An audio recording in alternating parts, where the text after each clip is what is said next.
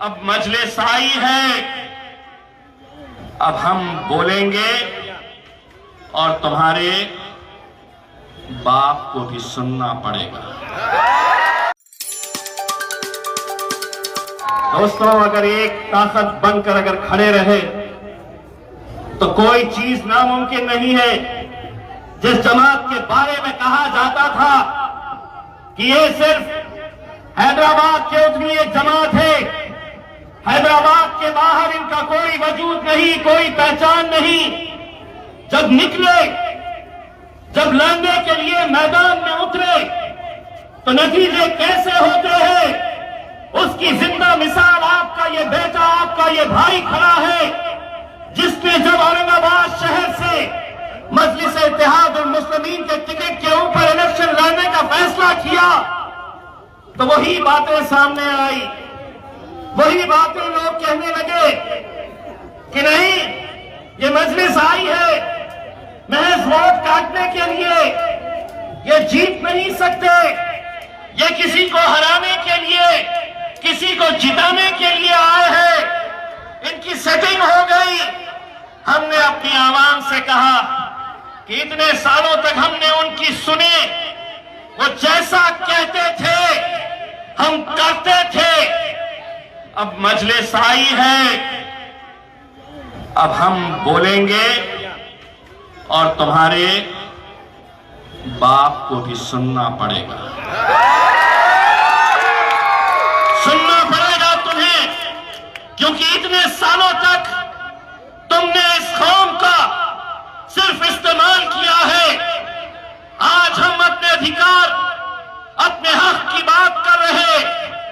लोग जब कहते थे कि ये जो खड़ा है ये 1 लाख वोट लेगा, असद साहब अगर आ जाएंगे जलसे ले लेंगे, 1.5 लाख वोट से ज्यादा नहीं लेगा। हम अपनी आवाम से कहा, एक बार मुत्तहिद हो के बताओ, एक बार अपनी ताकत साबित करो। और अल्हम्दुलिल्लाह ऐसा धक्का लगाई आवाम ने कि मेरे शहर में पिछले 20 सालों से लगातार शिवसेना का सांसद जीत कर आता था। जब हम मैदान में उतरे तो यही कांग्रेस के बड़े बड़े दिग्गज नेता आए और यही राग जपने लगे कि नहीं, अब ये मजलिस खड़ी है, अब ये सेना को लड़ने की जरूरत नहीं है, वैसे भी जीत गए।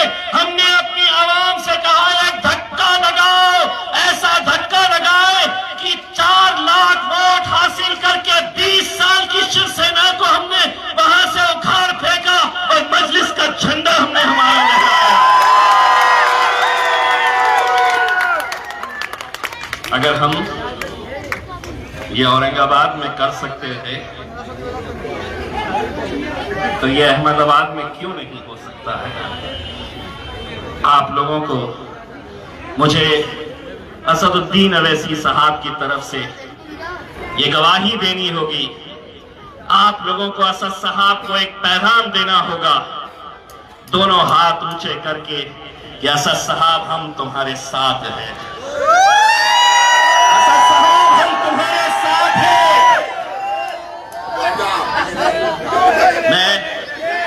मुझे मालूम है कि आने वाले 2 दिन कैसे रहेंगे, क्या क्या खेल खेले जाएंगे, कैसे कैसे हथकंडे अपनाए जाएंगे, कैसे कैसी साजिशें रची जाएंगी, ये आप भी अच्छी तरह से वाकिफ है।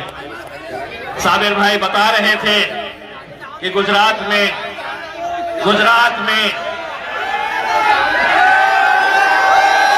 अगले 2 दिनों तक, गुजरात में आने वाले 2 दिन और खास तौर से आने वाली 2 रातों के अंदर सारा खेल खेला जाता है,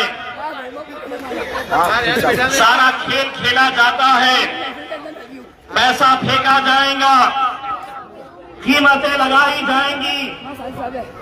बताओ तुम्हारी क्या कीमत है? वोटों को खरीदने की कोशिशें की जाएगी। ये होता आया है, ये हर जगह होता आया है। लेकिन अगर कोई आया पैसा लेकर, तो उसे एक बात अहमदाबाद की आवाम की तरफ से जरूर बताना कि पैसे से बाजार में कुत्ते और बिल्ली के बच्चे बिकते हैं, शेर के बच्चे की कीमत नहीं लगाई जाती है। अभी देखे बाजार में कोई शेर का बच्चा बिकते हुए, और अल्हम्दुलिल्लाह हमें पूरा यकीन है कि साबिर भाई के इस इलाके में अगर नौजवान भी हो, बुजुर्ग भी हो, हमारी माँ और बहनें क्यों ना हो, 21 तारीख के दिन ये शेर का रूप धारण करके वोट डालने के लिए निकलेगी।